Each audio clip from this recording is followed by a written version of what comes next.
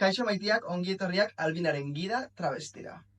Gaurkoan hitz egingo dugu makillajeari buruz. Egingo duzue travestiok bekainak estaltzen ditugula edo kentzen ditugula eta bekain berriak aurpegi berria sortzen dugula. Berak eskaintzen diguna da, adibidez konturinaren bitartez gure aurpegiaren forma eraldatzea eta sudorarena ere.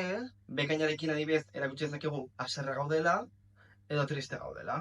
Eta begiaren formarekin lortu dezakegu begirada zorrotzago bat edo begirada divertigarriago bat. Gure aurpegiak asko esaten du gure nortasunari buruz.